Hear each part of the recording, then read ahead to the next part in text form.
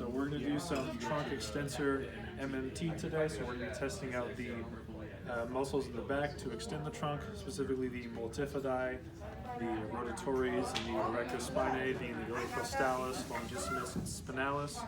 These are all innervated by the dorsal rami of the spinal nerves, and we're just going to be assessing him in prone to fight against gravity. So where the full range of motion is going to be him extending upward, having the sternum and the xiphoid process up off of the table. So Travis, what we're going to do first is we're going to try out the grade of a 5, so we're going to have your hands actually above your head right over here for me. So what I want you to do is I will stabilize over at the lower extremity, and I want you to just try to lift up your chest to where your sternum and the xiphoid process are going to be lifted up, okay? So whenever you're ready, go ahead and lift up for me. Perfect, relax. So that's a grade of 5. Grade of 4 is going to be actually moving your hands to the small of your back over here. Same thing whenever you're ready. Perfect, relax. Grade 3 is going to be hands just down to the side. It'll be a little bit easier whenever you're ready. Same thing. Perfect, go ahead and relax. If he was not able to lift up from a 3, we would then look at it as a 2 to where he has partial lifting up there to where maybe the xiphoid process don't exactly come up off the table, or just a little bit of neck extension. A grade of 1 is going to be palpating those muscles in the back here where you feel a contraction but it doesn't actually lift up through the range of motion. So we're going to look at 5 different grades. We'll start with the grade 5. For this one, what I'm going to have you do, some of yours, I'm going to have you go.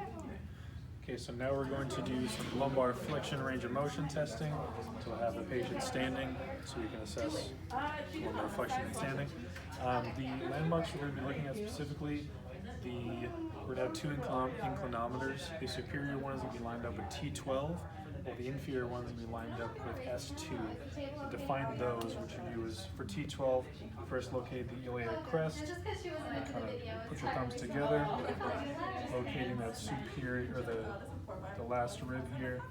From there you go into the middle, you find T12, then you find the 2 PSISs, and in between them is going to be S2. Okay, so from there we will look at the inclinometers. This one goes right here. We zero it out. Yeah, I want to show the camera exactly what's going on. Okay. It's just lateral Or is it trunk? In a very timely manner too.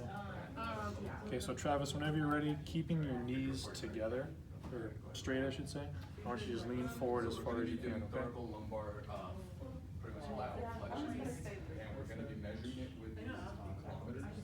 And what they're going to do is they're going to go to the T1. If I can just go ahead and have you look. Okay, so Travis, come on back up for me.